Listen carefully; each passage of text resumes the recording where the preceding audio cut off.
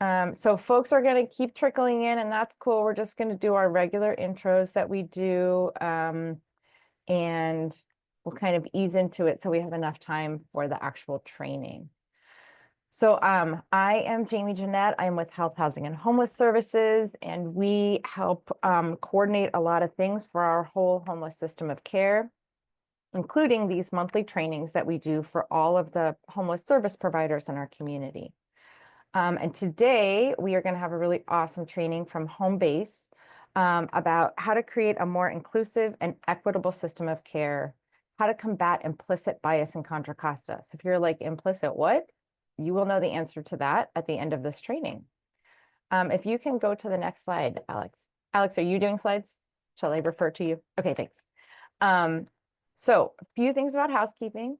We are happy to have folks put questions, your information, whatever you need in the chat. There will be times for, I think, some input, and so we'll ask you to raise your little virtual hand. We are asking folks to mute themselves while we're in the training until it's time to share, because we have so many people in this room.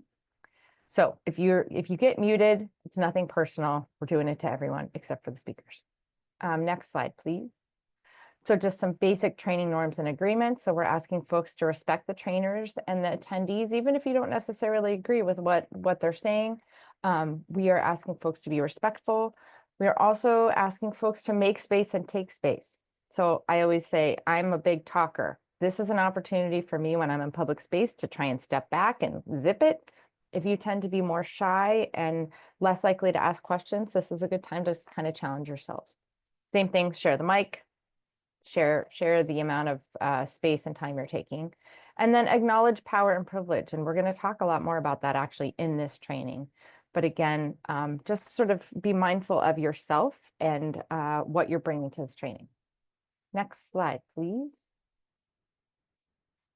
So just a quick few things. So if anybody's new, we do these trainings monthly, and we do them on a variety of topics, and many of them are either required by the federal government, who's our biggest funder, or we require them locally because there are things that we think are really important for all our providers to know.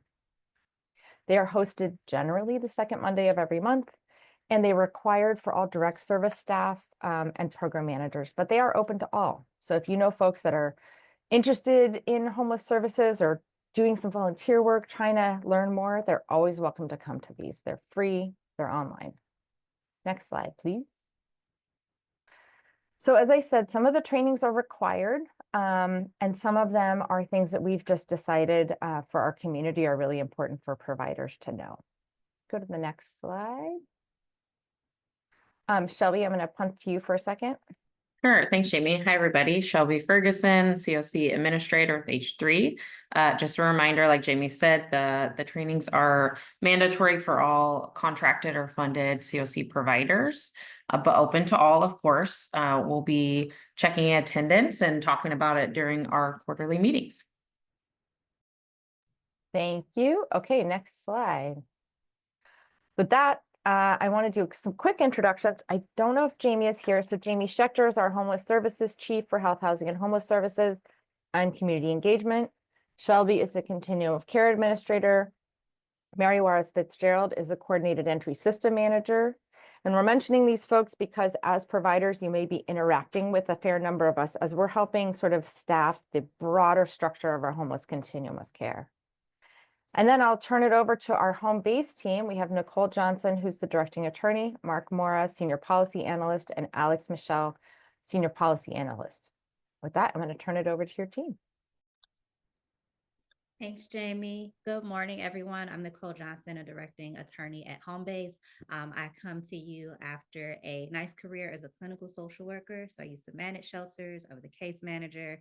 And I also am someone with lived experience of homelessness. So I'm happy to be here with you all today, and I hope the training will be helpful. Mark? Thanks, Nicole. Hi, everybody. Mark Mora, he, him, senior policy analyst with Homebase. Come from a background working with youth organizing, youth leadership, particularly around public health policy, but also been working in the homelessness space for a few years now. I'm happy to be here, and I'm going to pass it over to my colleague, Alex. Thanks, y'all. Hey, everyone. Alex Mitchell, pronounced she, her, Aya. My background before home base is working in direct services as well. So I worked out in the field for about 7 years. So happy to be here. All right. I think that is all for intro. So I'm going to take us on to the next slide.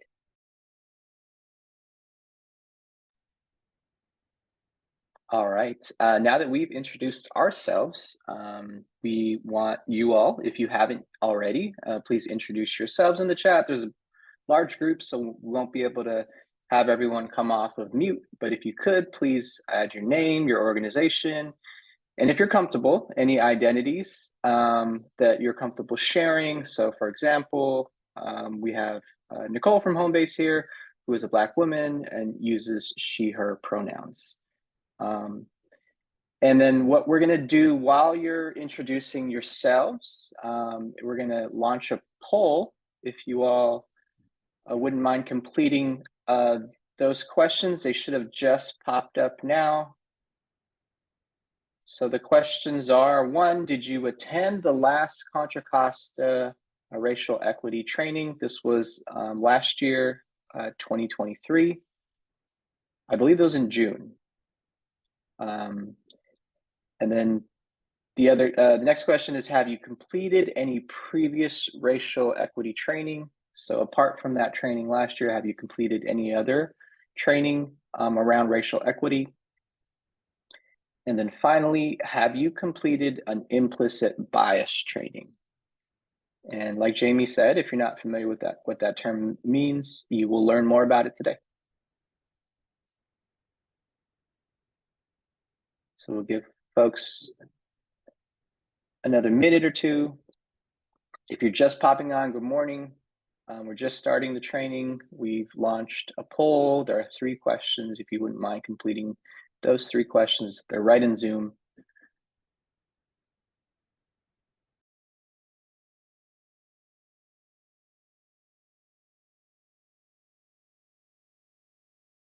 Got about 45-ish people that have completed the survey. We have about 70 people here. If you're not seeing the poll in your screen, it's okay. You can, if you want to, add anything in the chat. In Homebase, I'll let you tell me when to end the poll and share the info. Thanks, Jamie. See a couple of responses in the chat. Okay, so last call before we close this poll. Again, there are 3 questions. All right, we can go ahead and close and share the results. Thanks, Jamie. So it looks like about half of the folks that responded attended the racial equity training last year that Homebase offered. And then it looks like 80%, vast majority of folks have completed racial equity training in the past. And then also overwhelmingly, folks have completed an implicit bias training.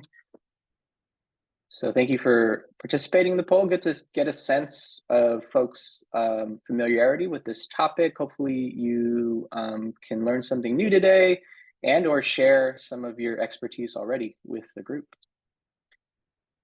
All right, I'm going to move us to the next slide.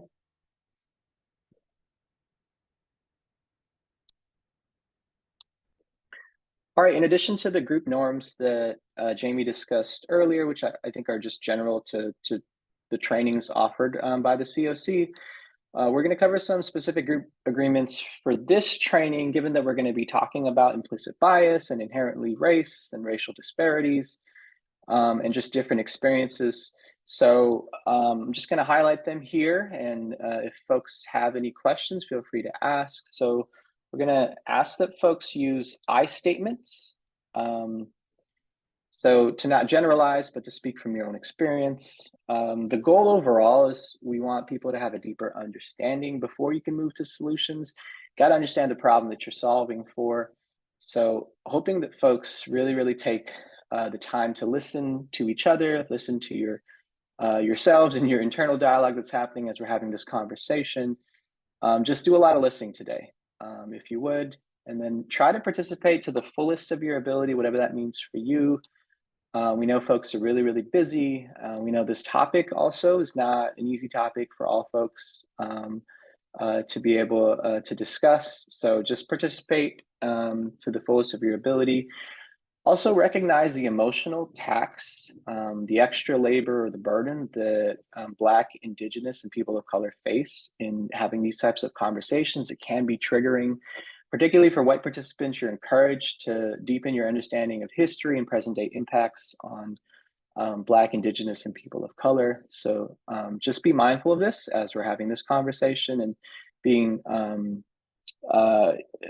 recognizing your own kind of privilege and position and identities. And another is just instead of invalidating somebody else's story with your own spin on their experience, you can share your own story and experience.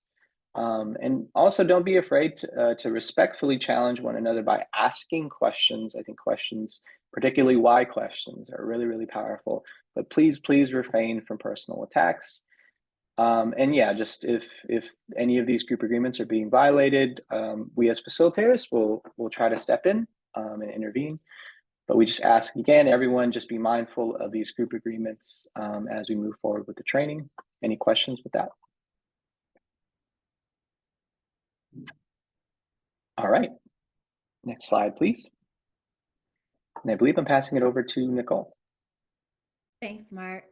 All right, today we are going to be talking about bias. So we'll start with just understanding bias in general, and then we'll move on to implicit and explicit bias, really kind of dissecting those, understanding what they mean. And then we'll move into combating bias. So what do we do to fix this? How do we mitigate some of the damage? And then we'll also talk about specifically cultural humility and what that might look like in our own work and our practices as we go about trying to work towards the same goal of just ending homelessness. We can go to the next slide, please.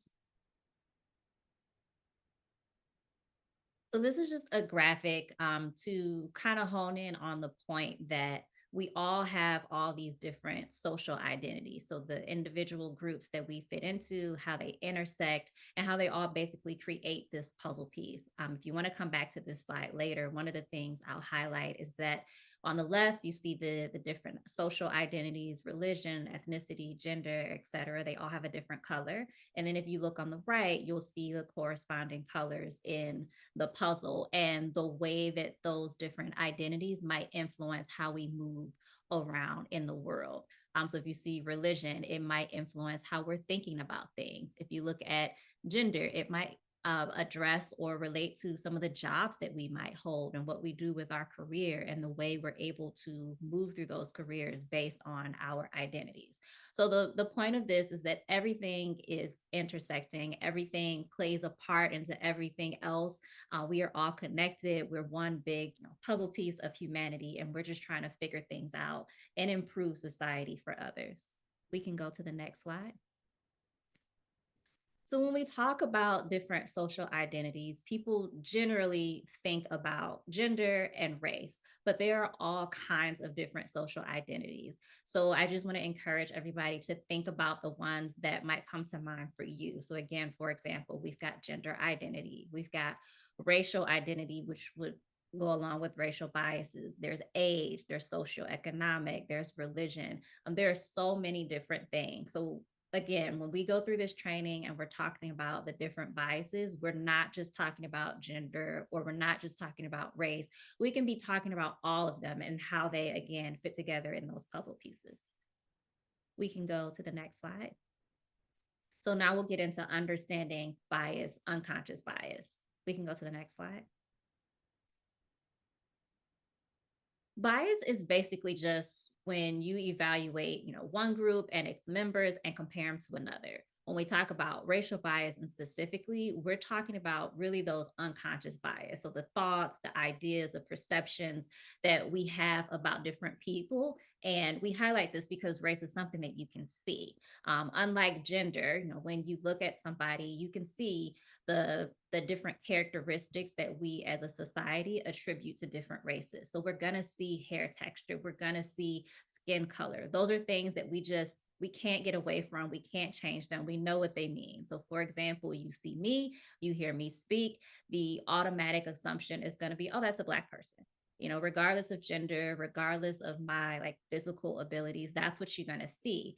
And, as much as we don't want to say that we are going to think a certain thing about another racial group, it's unconscious because it's things that just come up. It's things that we don't really control. It's the ideas that we have, and it comes from what society has told us. It comes from our interactions with different people who share those identities, who share those characteristics.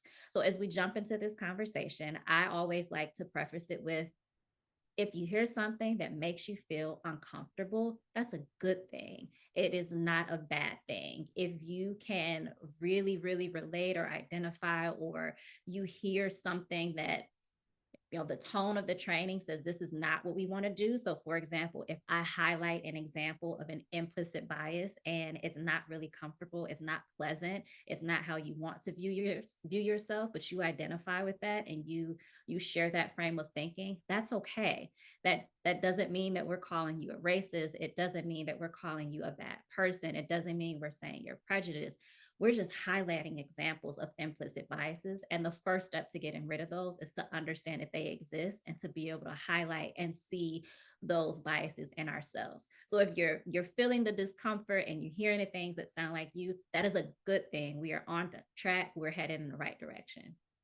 We can go to the next slide, please. So again, when we talk about racial bias and racism, those are two very different things. Racism is based on an entire system of belief, and the goal with racism is that one group is privileged over the other. When we talk about racial bias, we're talking about, again, just those associations and stereotypes that unconsciously impact our behavior. So again, an example of racism, classic one. White people are smarter than all other racial groups. So therefore, no other racial group should hold positions of leadership and authority. That's racism. That's a racist thought. An example of racial bias, is Latinos are thieves. If something goes missing in the office, I'm automatically assuming that the Latino staff member is responsible. And this is because I've constantly seen news and media that's showing me Latino people are stealing things. I'm constantly hearing rhetoric in the media about Latino people being thieves and stealing things and trying to do all these bad things. So that's the racial bias. I hope that everybody can see clearly the distinction of racial bias from racism. And just in case it is not clear, these are not our actual thoughts. These are just examples. I'm going to preface that to make sure that everybody is clear and on the same page as we move forward. We can go to the next slide, please. So this slide is going to be a video. And what I want you to do is you first, just looking at the picture, just some things to think about. What do you think this person's job may be? What do you think their title is? What are you thinking that their highest level of education is? And then we're going to watch the video. And after it plays, I want you to think about whether or not there's anything that distracted you from the info that the presenter shared, and whether or not your thoughts about what this person's job may be and what their highest level of education was, whether you were accurate in those assumptions that you made. We can go ahead and play the video, Alex. What's up, everybody? I'm Dr. CI, and I am back in the building to have a conversation with you today about implicit versus explicit bias. Now, we've already had conversations about unconscious bias, so why am I back in the building having this conversation again? It is because I was working with a company the other day, and I saw a module on implicit bias, and it was hot garbage, y'all. I had to wash my hands of it as soon as I was done watching it. And I'm gonna tell you why. Because what it did is it didn't distinguish the difference between implicit and explicit bias. So I'm gonna do that for you. An implicit bias is a prejudice that turns into an action that is unconscious. You don't know that you are doing it, okay? An explicit bias is a conscious bias. It means that you know exactly what it is that you are doing, and that usually shows up when human beings are afraid. For example, in the module, they walked up to a young woman on the street and they said, tell us about a time when you've experienced implicit bias at work. And she said, well, I work in a warehouse. And I had a manager who would never subscribe me any hard work. And when I went up to him and asked him, why don't you give me the same amount of work? He said, because I don't believe that women can lift heavy boxes. And she said that was his implicit bias. No, that is explicit. He knew for a fact that he didn't believe that women could lift boxes, therefore he prevented her from lifting boxes. Now, if she had went to him and he involuntarily said that he didn't realize he had done that, then it would have been unconscious. And there's a difference, because an implicit bias can transfer to an explicit bias, but an explicit bias cannot transfer to an implicit bias. Let me give you an example of that. So we was working with the company, we did a pay equity analysis. What that means is we looked at gender, for example, to see if there was any difference between the way that men, women, and non-gender binary populations were paid within a company. What we found is that women were paid less for doing the same amount of work and having the same amount of experience. The director of HR was a woman. Most of the hiring managers and recruiters were women in that company. When we pointed out the pay equity analysis, they had no idea that they had been offering women lower salaries. And they fixed it. They went back and gave them equitable salaries. They had to change it. But we changed that bias from being implicit to now saying that it is explicit, because you are conscious that you are doing it. Do you understand the difference? Is this starting to resonate with you? And you're thinking about a time when you might have experienced both? Here's what I want you to do. I want you to share with us a time when you have experienced implicit bias or explicit bias and how that showed up in your daily lives. We want to know so that we can learn and grow with you. I'm looking forward to hearing what it is that you have to say. Once again, I'm Dr. CI. Y'all have a great day.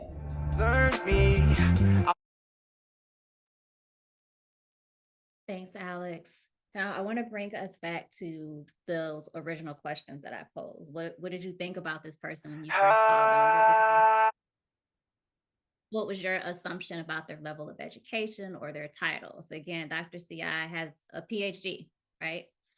She goes around the country talking to people about diversity and inclusion, specifically in workplaces.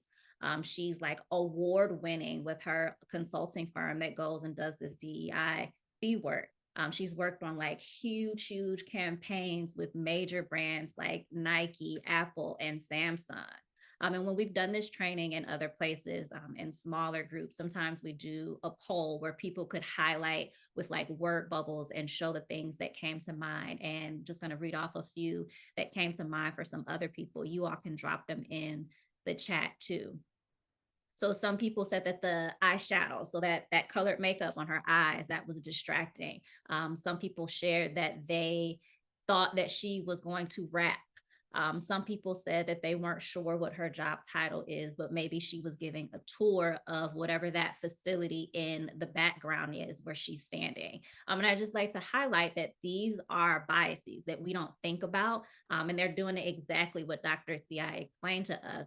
Our biases influence the way we think and our perception and the way that we're going to go out and act. We can go to the next slide, please. And I said a few acronyms. I think I said DEIB, that's diversity, inclusion, equity. Oh, thank you for dropping that in the chat. Non-gender binary is people who don't identify as male or female. And again, DEIB is diversity, equity, inclusion, and belonging. So making sure everybody has a place and feels welcome. So explicit bias is basically how a lot of us think about bias. If we haven't already taken a deep dive into these types of trainings and really looked at the terms before. With explicit bias, again, people are aware of their prejudices. They know what they're thinking, and they can talk about it. They can say it. They can name it. And it can be positive or negative. It's either or. Sometimes we think of it as always a negative thing, but it can be a positive sometimes. And also overt racism and racist comments are example of explicit biases. We can go to the next slide. And as you heard, implicit bias, that is the one that you don't know is happening. It's usually a negative attitude and it's something that we're not consciously aware of, and it's against a specific social group. So these biases, again, are shaped by the experiences that we've had or by learned associations between particular qualities. So that's like the example I gave about seeing one particular racial group in the media portrayed a certain way. And sometimes individuals' perceptions and their behaviors can be influenced by those implicit biases, even if they don't know about it. And implicit bias is also a portion of what we call social cognition. Social cognition is like the perceptions, the attitudes, the thoughts that we have that are around a particular group, and they can operate independent of us really having an experience that affirms those thoughts. So, for example, an implicit bias can be that you just naturally think that women are weaker than men, and you never have to see that play out in real life, but you can still think that is true and not really recognize that you're thinking it. I use that example because I run into it quite a lot. You all can't see me from head to toe, but I'm like 5'2" and 105 pounds. So I am little. And oftentimes when I am out in public, I'm out with my daughter and we go camping and hiking, and I'm not lifting all of our materials and supplies. And every single time there is a random man who offers to help or says something like, little lady, you can't do that. You can't lift those heavy boxes. You must need some help. And every time I go through the steps of asking, well, why do you think that? And every single time it's like, I don't know, just I don't know. Like, people don't really have a response, but a lot of times society has conditioned men to believe that women are just generally physically weaker. I can lift all of my boxes. I wouldn't have put them in the back of the car if I couldn't, right? And so implicit bias, again, it is just those thoughts and those perceptions and those stereotypes that you don't know that you had, but they exist. And sometimes you're able to recognize it when somebody asks a question, when somebody calls it out, when somebody forces you to think about why you have that thought or why you had that specific reaction. And the thing I want to highlight again is that implicit and explicit bias, it can be related to any social identity. It does not have to be just related to race. We can go to the next slide, please. And you all will have these slides after the training. So this is just another example of how we differentiate between explicit and implicit bias. We can go to the next slide. Now the good stuff. Again, we are not expecting you to answer these out loud. You don't have to chop anything to the chat. Just want to think about it as we're talking through it. So you can ask these questions of yourselves whenever things come up.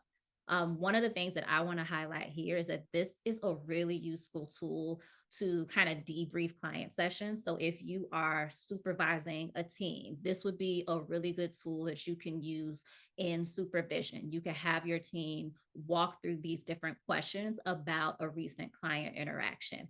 I like to use these when I was in practice, literally when it's what someone might call a problem client, or when somebody is having a really difficult time of getting a client or somebody that they're working with to get on the same page. We might need to step back and say, hey, do you have any implicit bias? So the answer is always going to be yes. The research indicates that we all have some kind of implicit bias. When you get these slides, you can go through and you can actually click the links and go through and look at these studies. Implicit biases that we hold often don't align with our actual beliefs that we say out loud. So that's an example of, of course, I'm not a racist, but you still have implicit biases and they're not going to align with what you say because you don't know that they exist. So we can and should check our own implicit biases. The way that we would do this if we are, for example, in supervision with somebody, or if we just want to check ourselves, is that we take a minute and we pause and we ask ourselves that question that I posed earlier to the person bothering me at the campsite. Why are you thinking this thought? Or the first question might be, why did you have that response? What was the first thing that came to head? And then it's why? Kind of like a toddler. Why? Every single action that you take, every single thought that you have, it's a why. And then eventually we come up to our implicit bias. Also, I want to pause here and highlight that really identifying those deeply rooted implicit biases, the ones that we can't really figure out on our own, but we know something is happening. That is something that you work through in therapy.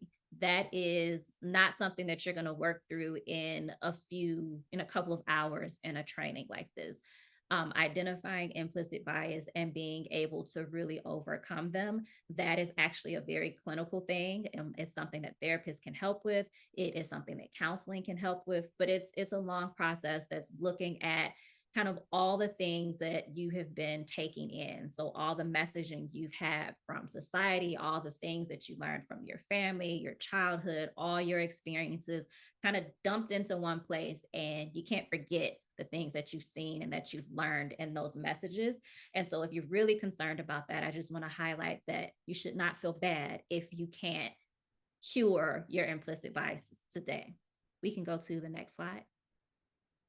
So internalized perceptions, these are those thoughts that kind of live in our heads with rent free, right? So we unconsciously think about race when we don't explicitly discuss it. Because again, race is something that you see. It's one of those few social identities that it's just there. It's in your face. You can't pretend that it doesn't exist. Of course, there are going to be people who say, well, I don't see color, but you can't avoid bias by avoiding race. It doesn't work. We absolutely see color unless we physically cannot see.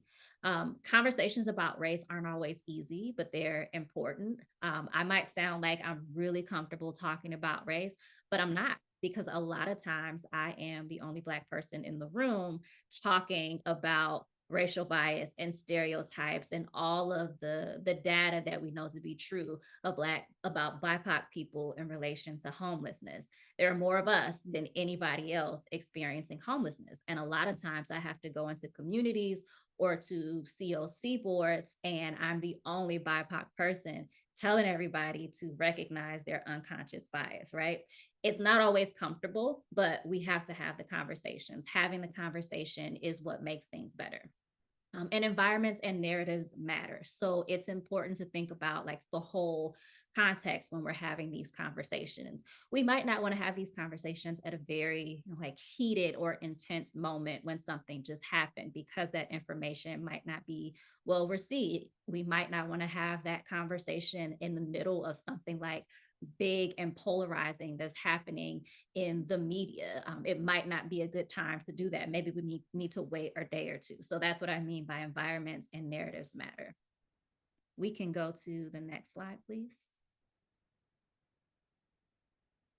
So I want us to think about some of our client interactions or just general interactions if you aren't working with clients in your workplace. See if you can pinpoint a bias that you weren't aware of in the moment. And what we want to do again is just bring awareness to ourselves. We want to think about it. This is just a visual, it's an example. And again, how do we internalize perceptions? Are we looking at people with pity, for example? That often happens with people who look like what we expect women to look like, people who look elderly, people who might have varying degrees of physical abilities, our own group that we identify with. Those are the groups that we will typically have like warm and fuzzy feelings for. And then that warmth kind of goes away a little bit depending on your perceptions of people. Typically in society, what we found, at least in the United States, is that that warmth cools off quite a bit when we're talking about Black people, immigrants, and prisoners. Depending on where you are in the world geographically, that warmth also drops off when we're talking about Latinos and Latinas. And then competent it's those people where we don't really like them, but we also don't really know about them. So it's like, okay, we'll let them slide. That's what competent is looking at. And in the study that's referenced here at the bottom, you can click it when you get the slides and read through it. It's really interesting. It's one of those studies where you kind of read it and you go, oh man, I can't believe it. But then when you think about it, you go, yeah, that kind of makes sense.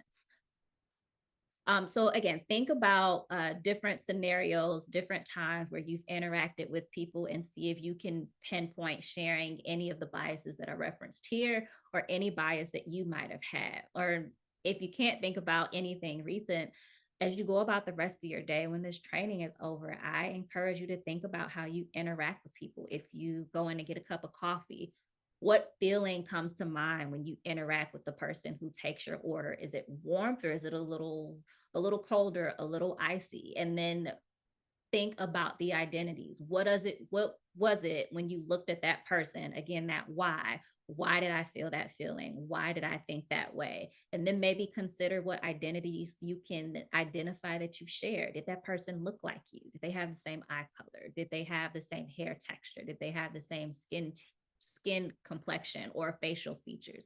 Those are some things to think about that can help you really consider your implicit biases. We can go to the next slide. So now specifically when we talk about the homeless system of care, I just have some examples here. So for explicit bias at the institutional level, that's going to look like policies that explicitly discriminate against a specific group. So for example, a shelter that refuses to hire people of color. I realize that that is probably not going to exist today, but it used to. And so this is still a very relevant policy, very relevant example. And the time in which that this example happened is not that far away. An example of institutional implicit bias is policies that negatively impact one group and it's not intentional. So the example would be the shelter policy prohibits people who have been arrested in the past 7 years. If you're wondering how that negatively impacts one group, you've got to understand the data. BIPOC people are more likely to have criminal records, more likely to have been arrested. Even if they were found not guilty, these are the folks that are going to be arrested. So the impact is going to be higher on those people, BIPOC people. And then if we look at an example of explicit bias at the individual level, there's prejudice in action discrimination. And the example is shelter staff calling someone an ethnic slur while terminating them from the program.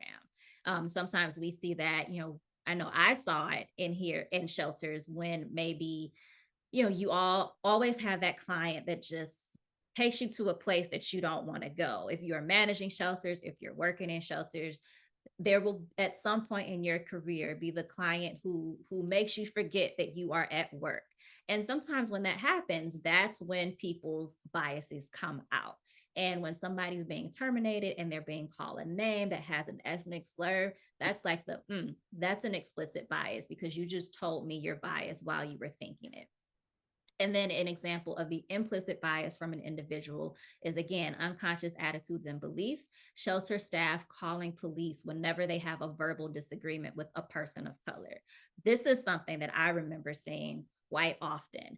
And this was when shelter staff may not have necessarily shared the identity with most of the clients. So for example, a common stereotype is that Black women are aggressive. We are angry. We kind of go from 0 to 100 really quickly. So the way I am talking to you with my hands and my head is moving, for me, I am passionate about what I'm talking about. I'm having a conversation with you. This is exactly how I talk with my friends, a lot of body movement, a lot of leaning forward.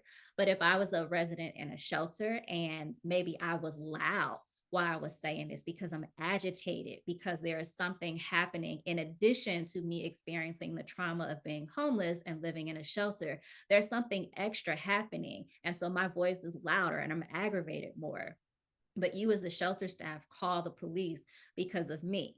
And then the next day, there is a white woman doing the exact same thing as me, but you don't call the police on her. You bring out all of your conflict resolution tools and you mitigate that situation and you separate her and you find out what's going on. Meanwhile, when it was me, I was in handcuffs, right? So this is an example of how those implicit biases can play out in shelters. I'm going to pause here. Everybody take a breath. If you felt or saw yourself in any of these examples, it's okay. Nobody's blaming you. Biases happen. That's why we talk about them.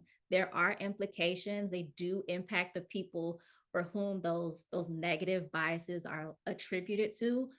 But the goal here is to get better, is not to place blame. We can go to the next slide, please.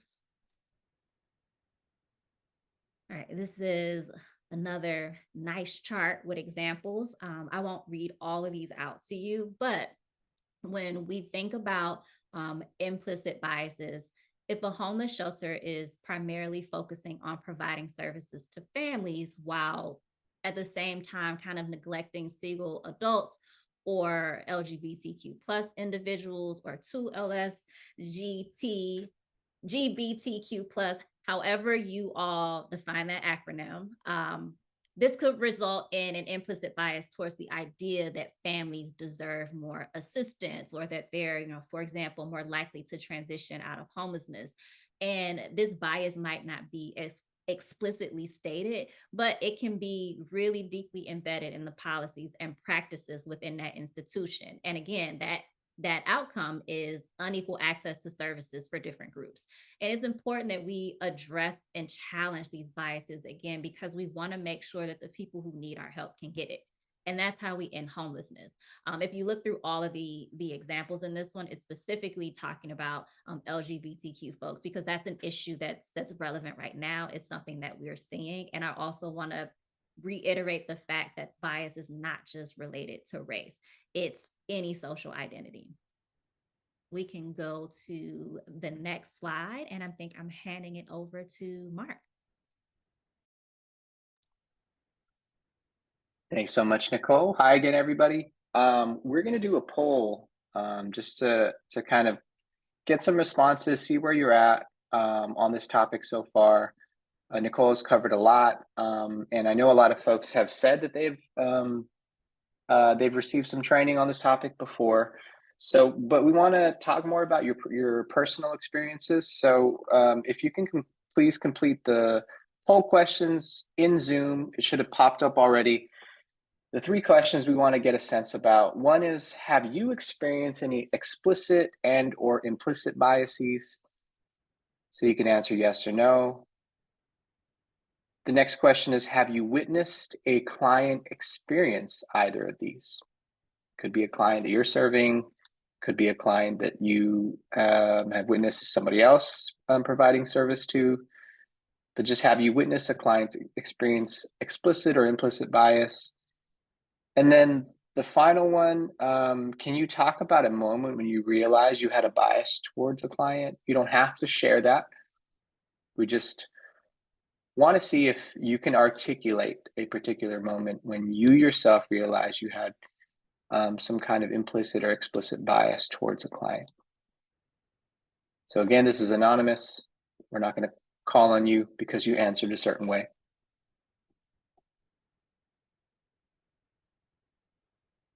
I'm going to give it, let's see, 1 more minute. Looks like 38 of 74 participants, so just about half have completed the survey.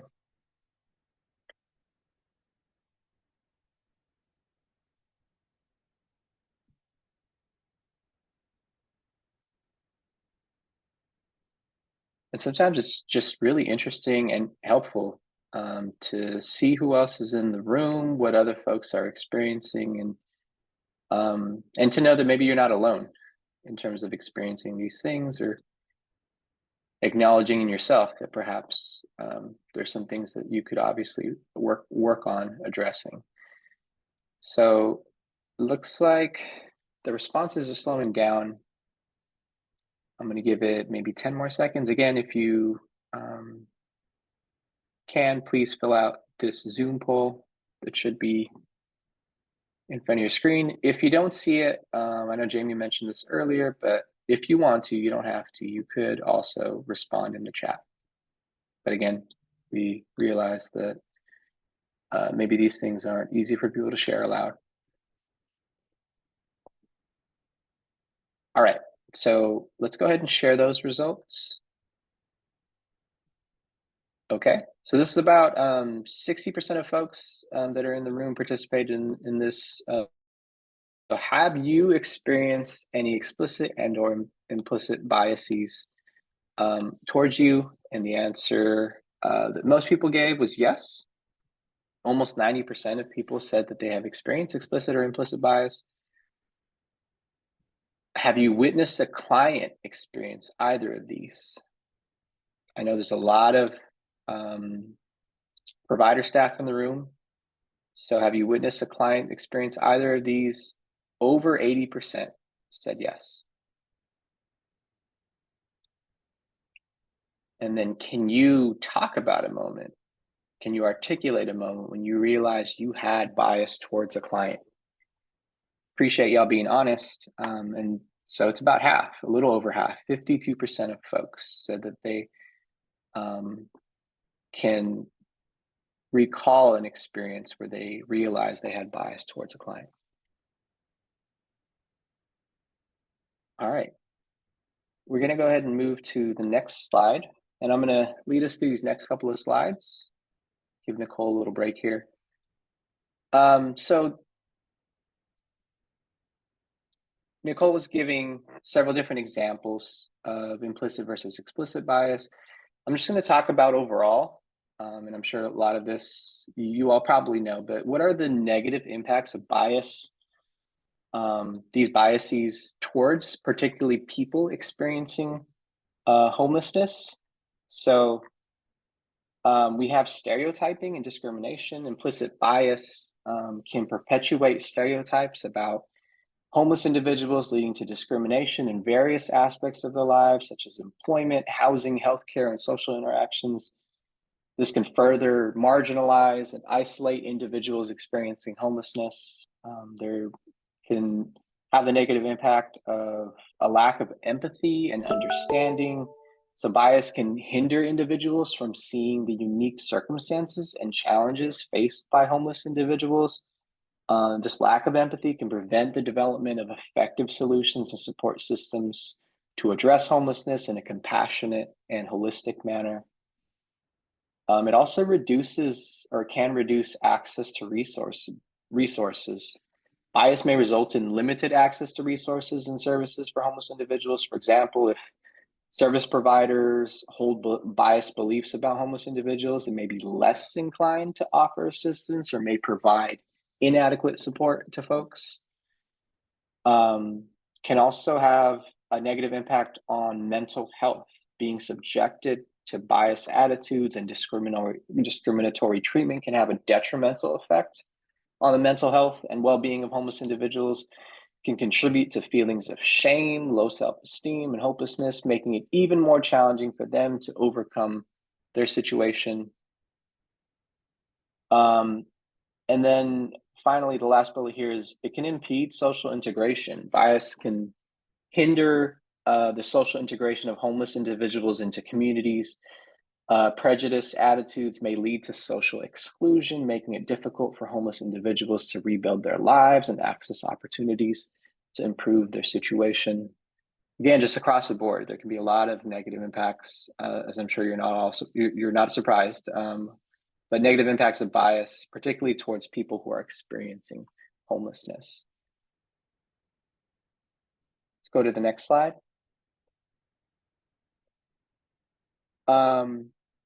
And then these are some strategies for combating bias. I think we're going to expand upon, I think, some of these a little later too. So first and foremost, it's building your own self-knowledge, your self-awareness. It's also acknowledging and challenging your own assumptions. It's asking questions and actively listening. Building your empathy through cultural humility, which we'll define more a little later. And it's seeking feedback. Again, it's just having kind of an open mind, open attitude, and realizing that you're not always going to be an expert in every situation, and it's okay to not know things, and it's okay and helpful even to acknowledge your own bias. And it starts with really inside yourself, being able to identify those things and become confident in that. And so your overall responsibility here, or takeaway, is just to realize you made an assumption, that you research a little, or you seek more information, and that you don't just act on that assumption, and that you simply act on facts and objective data that's in front of you. And for folks who consider themselves or want to become culturally competent case managers, I know there's probably several case managers here, or people who want to be case managers. You want to be aware of your own cultural groups and their values, assumptions and biases regarding other cultural groups. You want to strive how to understand these factors, how to understand these factors affect their ability to provide culturally effective services to clients. Go to the next slide, please. And again, so really awareness is that first step. It's okay to acknowledge. Oh, I want to go back a slide, please. Acknowledge the possibility that you can be influenced by implicit biases. Studies show that denying, excusing, or ignoring this possibility can actually make you even more susceptible to the influence of your implicit biases. Do your conclusions or assumptions conform to stereotypes? Check others, landlords, partners, and beware of indicators of implicit biases of others around you. Have the courage to pull someone aside, privately and talk to them about maybe something you're seeing, and maybe they can do, their own check to figure out if they need to be more aware or mindful of their own implicit biases. And so, some statements, for instance, that you might be saying internally that could raise red flags, that you might be exhibiting implicit bias is, I have a gut feeling about something or this person, or I just know about, these types of people or situations like this. Again, kind of generalizing or, basing your next step or your behavior or solution on past experience. This won't be a good fit for, this quote unquote particular client. So those are just some indicators that perhaps you need to just take a moment and do a check and try to be aware of how implicit bias might be impacting your perception, your view, and ultimately your behavior on how you're going to provide support to people who are experiencing homelessness. So these are just some general strategies, and particularly just, walking away with, if nothing else, just being self-aware about implicit bias. So with that, I'm going to pass it back to Nicole, who's actually going to set us up to do some breakout groups. Thanks, Mark. Hi again, everybody. Again, just reminding you about those group norms. We're going to use I statements. We are not going to kind of downgrade anybody else's experience or example that they share and relate it to our own experience. We're just going to let them have their thing. And there's no blame here. We're all just learning.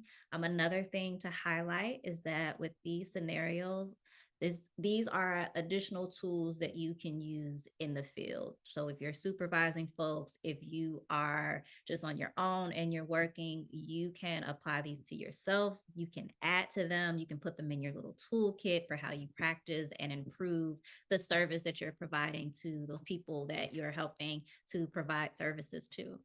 So for the breakout groups, everybody is going to go to a room and we're going to have a facilitator there with you. So it'll be myself, Mark, Alex.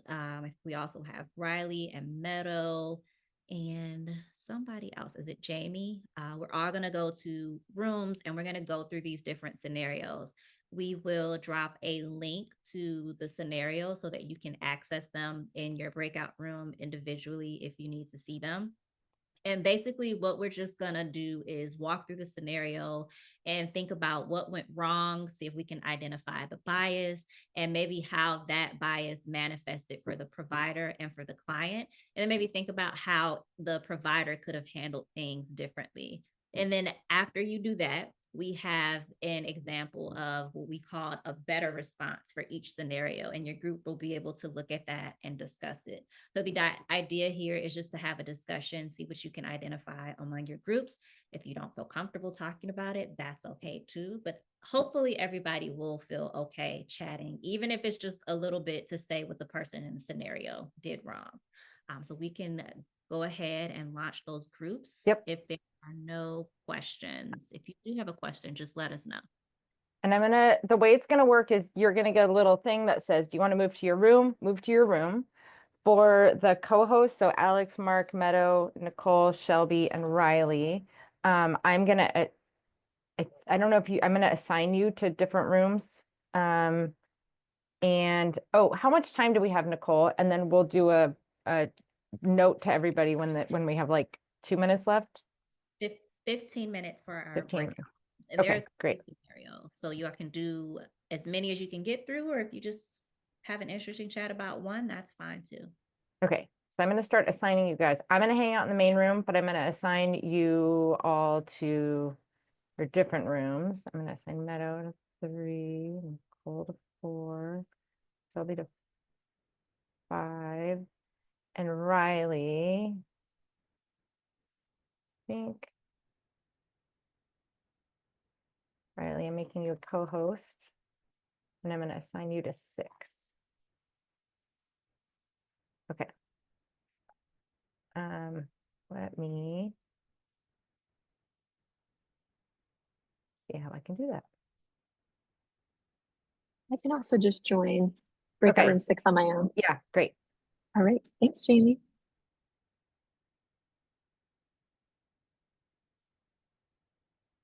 So you just need to accept the invitation to go to a room. And if not, I'm just going to start. I see somebody who is under the name of Aaron Cassidy who's talking, but I can't see. Okay, so Yeah, I accidentally X'd out of the room. Can you send that's me okay. back to room 1? Okay. And what's your name? Angelo Perez. I am the CCACS Concord site supervisor. Okay, great. I'm just changing your name. So we now see you as not, okay, hold on. Okay, sorry, which room were you in? Let's see. Room 1. Okay, let me move you to room 1. Oops, hold on 1 second. That's weird. Let's see. Hold on. And I was trying to figure out how to change my name the whole time, and it's just not All good. the option. I don't know why it's not letting me. Okay, hold on 1 second. Let's see. Okay. I'm gonna move you to room 1. Okay, great. Thank you. No problem. Anybody else that's hanging out here that needs to go to a room? Is it giving you the option to go there? No. Okay, hold on. So it looks like, I think we're all back in and all the rooms have closed.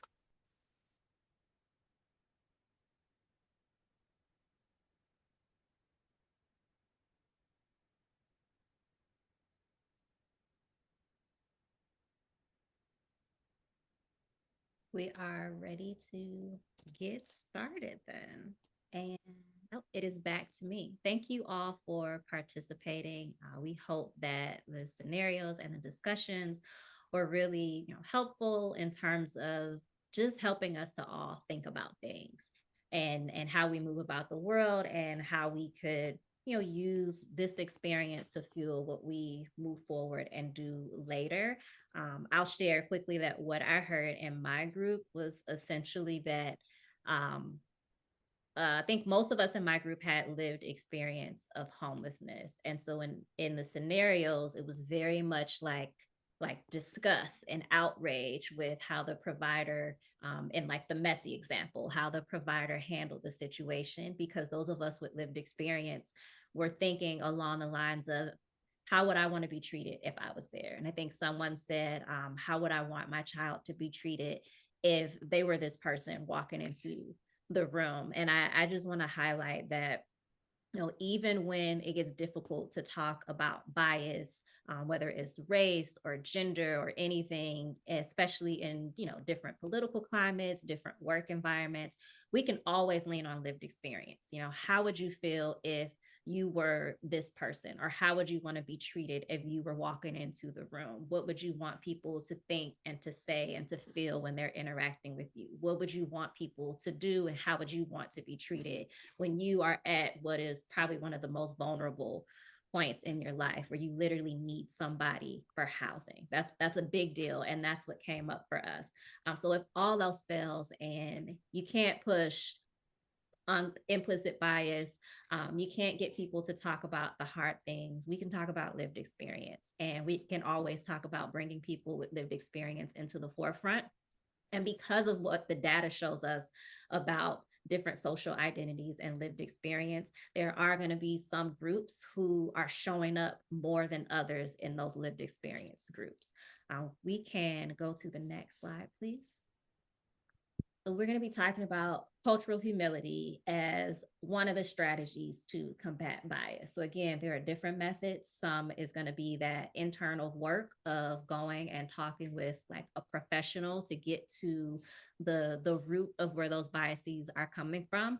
The other one that we can kind of do at our work environments, with our coworkers, with our peers, is really dive into cultural humility. And basically, cultural humility is just understanding that there's something to be learned, something positive, something to be gained when we continuously engage with people from different cultures, when we understand that there are different things that each person can add that has value. That's basically cultural humility. We can go to the next slide, please. So not to be confused with cultural competence, right? Cultural competence is basically saying that you are the expert in the different culture, or cultural competence is an end product, and it implies an objective set of best practices. So cultural competence is saying that we are going to be experts again in how to engage with different people. So we're not going to have biases, or we're going to make sure that we are not showing annoyance or saying things like, I can't understand what you're saying because somebody speaks a different language. That's cultural competence. Versus cultural humility. Cultural humility says you are the expert in your culture. Cultural humility doesn't have an end goal. It's like a lifelong continuous process. It doesn't end. And cultural humility has a subjective set of best practices. So comparing it to cultural competence, the objective set of best practices is like, this is how we do it every single time, and that's it. Versus cultural humility with the subjective set of best practices, what works best is going to be identified by the person you're interacting with. Like I'm the expert in my culture, so I'm the only person who can tell you when you've reached it, when you are doing all the things that make me feel like the pieces of me, the pieces of my culture are valuable. We can go to the next slide, please. All right, so these are the next 4 or 5 slides are going to go through just some examples of like the consequences for different biases, and how looking at them through a cultural humility lens can create a more equitable and inclusive environment. So a team of professionals from different cultural backgrounds come together to work on a project. Instead of assuming that each of their individual cultural norms are superior, they're going to practice cultural humility through active listening and respecting each other's perspectives. This fosters open dialogue, enhances collaboration, leads to more innovative and effective solutions. You all know all of this. This is, if we were talking to the folks at our job and like the job interview, when they talk about how you would work with people from different cultures, this is what we would say to be hired. But how do we actually do this in practice? Like, what does this look like when it really plays out at the table or on the Zoom call? We can go to the next slide. So specifically in homeless services, a provider might embrace cultural humility by really understanding and respecting the unique beliefs of their clients, taking the time to learn about backgrounds. I'll give you an example. I managed a shelter in Northern Virginia, in the DC area. And we had, at that time, there was a very large community of immigrants from Ethiopia. One of the things that were big in the culture from the specific region that these immigrants were from was coffee ceremonies. And a coffee ceremony, it was a big deal. And so when the people at the shelter, like we needed to have case management meetings, they needed to go do whatever the job training program was, all these different things that they needed to do, but they needed to also make time for their coffee ceremony. Like it was critical. And I remember very clearly in a board meeting getting in trouble because I had spent some money on coffee. and all the stuff to make the coffee ceremony happen, and having to explain, I've got 12 residents, they are all from the same place, and we're asking them to work together, we're asking them to tell me all their business. That is not a part of their culture. So at the bare minimum, I can do this coffee ceremony to make people feel like I'm listening and understanding. And wouldn't you know, after we had a coffee ceremony, everything ran smoothly. People were talking about things that for their culture was taboo. They were sharing things that they wouldn't otherwise share. That's cultural humility. We can go to the next slide, please. All right, so in education and teaching, we added this one because a lot of times our work includes education and teaching. We are helping our clients learn different skills. We're helping them acquire resources. All of that is education and teaching. And so an educator, is going to practice cultural humility by, again, recognizing that the people they're teaching come from diverse cultural backgrounds with different learning styles and experiences. They're going to incorporate different perspectives into teaching. They're going to create inclusive classroom environments and encourage people to share different portions of that culture. When we talk about that in terms of the work that we might be doing in shelters or whatever service you're providing to people who are experiencing homelessness, that might look like when you're talking about life skills. Case managers, social workers, anybody helping people create a stable life, we love to define what that stable life looks like. We love to define how an apartment or a dwelling or a room should be organized and clean. We love to say that people need new life skills, but we never stop to find out what are those relevant life skills for your culture. You know, when you sweep your home, are you sweeping in a certain direction because it's based on your culture, opposed to just running the vacuum? Like, there's a reason that some people would prefer to use a broom than a vacuum. When we talk about helping our clients get like stable work or, you know, gainful employment, we are also putting some of our cultural values as like Americans. You know, we value money, we value material things a little more, at least some of us do. That is a societal norm here. If we're talking about somebody from a different culture, a different country, a different background, maybe they value just having free time to be with their family more than they value money. Maybe they don't need a big space. Maybe they prefer to be in a smaller space. Maybe they don't want to live by themselves. Maybe they want to live with their adult siblings and their parents and their grandparents because that is a part of their culture. So when we're teaching people the things that we think they need to learn to achieve stability or permanent housing, we need to also make sure that we're incorporating their culture along with that and asking them to tell us what that looks like. If you were, you know, with your family, if you didn't need help from me, if you were in your home country, what would home look like for you? What would your living space look like? What would work look like? What kind of time would you have on your hands? What kind of things would you do with that time? Talk to me about how you celebrate, you know, whatever holiday or what is important to you. Those are all the types of questions that help us learn what the people we are supposed to be teaching care about in terms of their culture and what we want to make sure we highlight for them when we're teaching them, excuse me. We can go to the next slide, please. Community engagement, all right? We are also community leaders. It's by default because of what we do. Community leaders are going to, again, actively engage with diverse community members and seek their input in a decision-making process. For us, I think this translates more to, again, lived experience engagement. We're recognizing that everybody who has walked through the doors of our shelters, used our programs, they're bringing valuable experience and knowledge with them to that table.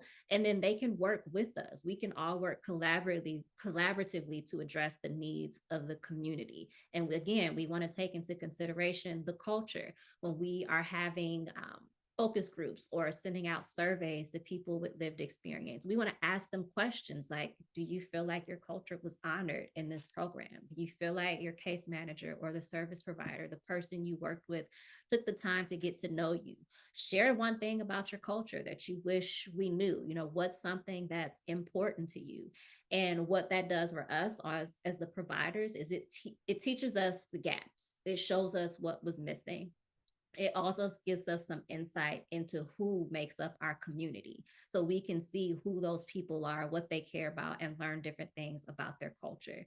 We can also take a look at those like organizations that are specific to different cultures. So I'm talking about the community nonprofit that's funded by or organized by a specific group that identifies with a specific social group, and they serve that group and they meet that group's needs. Community engagement looks like we're contacting the leader of that organization and we're asking, what do the folks you serve need and where are we missing the mark? You know, tell us what to do and how to do it better. Tell us what we can do to make everybody that's coming in your door feel welcome and appreciated when they come into our doors. And then that's how we kind of foster the working collaboratively and understanding the community needs so that we can address them. And then through that, we're also going to build strength and focus on our community bonds. And through that, we are hopefully able to have more inclusive spaces, more sustainable outcomes, more people are getting housed because their very real needs are being met. And it's going beyond what like our case management templates tell us to ask for and work on. We can go to the next slide, please. All right, leadership and management. So again, those leaders, those managers are going to practice cultural humility by acknowledging their own biases. This is the point where I like to remind you that you are a leader. If you are not the supervisor, if you are not the director, if you are not the program manager, you are still a leader, because from the perspective of the person you're helping and you're serving, you're leading them. You have some level of power over their lives. And so I always like to highlight that here, because sometimes we don't always think of ourselves as leaders because we're not making the decisions within our organizations, but there's a power dynamic when we are the provider and we're working with people experiencing homelessness. Right? And so the way that we practice cultural humility is we acknowledge our own biases. We actively seek feedback from our team members. That's where supervision comes in. That's where team building activities come in. We want to create a safe space for open dialogue so that everybody is feeling comfortable sharing their perspectives and ideas. We can go to the next slide, please. All right, and I think now I'm going to pass it back over to Mark to walk us through a few closing comments and questions. Thanks so much, Nicole. Hi again, everybody. We are nearing the end of the training. We just want to provide a little bit of reflection time. So we have about 20 minutes left. I don't know that we'll use it all. And I think this is a good place to, I'm going to share in the chat our training survey. So there's a link there. Would appreciate if you all could fill that out, preferably before the end of the training, or if you want, it'll still be open. I think, Jay, is that right, Jamie J? After the training, but Yeah, and I'm also going to send it out with all the materials. Okay, appreciate that. And in the chat, I do see someone raise their hand, but let me just prompt this real quick, and then I'll get to the hand that's raised. But in the chat, what's something new you learned today that you may not have learned in school or throughout life? Just one tidbit, gem, takeaway, something perhaps that you're going to think about internally, or something that you want to maybe incorporate in your practice, in your work. So if you all wouldn't mind taking a minute or two to kind of reflect on that, it could be something small, something big, but if you wouldn't mind sharing that in the chat, and I'll read a couple out loud. And then again, there's a training survey that's linked there. If you could fill that out as well. And then I see a hand raised, Ms. Yvonne. Yes, I just have a closing comment, and I wanted to say thank you, thank you, thank you, thank you. I'm in a position right now where I'm putting together a nonprofit for young adult females who happen to be unhoused, aged 18 to 25. I'm building a transitional home, and a lot of this information I knew, but a lot of it was new and refreshing. And I just want to say thank you for the webinar. It was amazing, amazing, amazing. And I really, my takeaway is the breakout sessions. Well, The group that I happened to be in was just awesome. We all had something wonderful to say about all of these scenarios, and we all came to some type of conclusions that were already in the second part of the questions, whereas how could it have been done better? And then when we get to the how could it done better, a lot of the information that we read was something that came out of everyone who spoke. So I thought that was amazing how we were all on the same page. So again, thank you so much for this webinar. I really enjoyed it, and I look forward to more in the future. Thanks so much for sharing, Ms. Yvonne. Thank you for the work that you do and the work that you're going to be doing. I'm going to read out a couple of comments folks are dropping in the chat again, just kind of reflecting, if you don't mind sharing in the chat something new you learned today. Even if you're just doing it internally, you want to keep it to yourself, that's fine too. But I'll read out the ones that I see because I think we have time for it. So someone said it's a practice, not an endpoint, speaking about cultural humility versus competence. Deepen existing knowledge and huge appreciation for all the examples, how to describe distinction between cultural competence, cultural awareness, not to prejudge people, explore your own biases when you are feeling judgmental, being open-minded and understanding that there may be different views or ways of living. Someone else said that the breakout rooms and scenarios were effective, allowing folks to try and feel what it might feel like for clients. Again, not to be so quick to judge or assume. Someone else said the scenarios were helpful, taking a breath, taking some time before starting a new relationship with the client, checking your biases at the door. Really like the idea of incorporating important rituals from different cultures, being open to admitting if you don't know something. That's a very, very, very powerful thing. And to be able to say that out loud, not just internally, is really powerful. All right. Again, if anything else comes up, please feel free to pop it in the chat because we have just a few more minutes left and one more slide to get through. But also want to bump again the survey. I know it kind of got pushed to the top because of everyone's comments, but I'm going to paste it again in the chat. If you could please open it up, fill it out. It's only a couple pages, but it's only like maybe like 1 or 2 questions per page. So hopefully it's fairly straightforward. We can go to the next slide. Really appreciating all the lessons, words of wisdom folks are dropping in the chat. Just want to share this again. You'll have the slide deck if you don't have it already after the training. So these are some resources, some of which we've referenced in the training. So Harvard Business Review, Unconscious Bias Training That Works.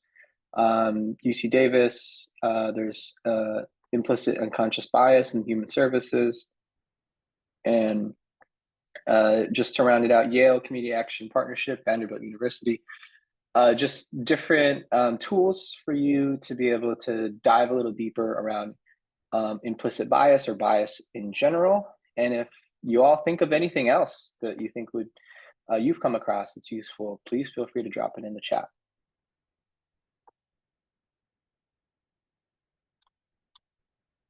And with that, I'm gonna just take one more moment. If any of my home-based colleagues or any of the H3 staff here want to say anything, any last words before we end the training? I'll just say a quick, so this is Jamie from Health, Housing and Homeless Services. We coordinate all these trainings and I was just back chatting with the trainers. I think this is one of the best trainings we've offered to the CoC. This was incredible. It was relevant. It was interactive. I love it. I'm also going to put these materials on the equity section of our website in addition to our regular training section. As Mark said, we are going to send out the recording, we are going to send out the slide deck, and we are going to resend the survey link just in case you don't have time or in case folks had to leave early. But happy to hang out here for a little while if people have questions or comments they want to share. But again, just thank you for a tremendous training. Thank you all for your participation. These trainings are always better when people are willing to participate and aren't afraid to have unmute. So we appreciate you for engaging with us today, and we hope you all found it useful. Thank you. Bye. Thank you. Bye. Thank you very much. Have a good day, everyone, and a wonderful week. Yeah, take Thank care. Thank you guys, everyone. you.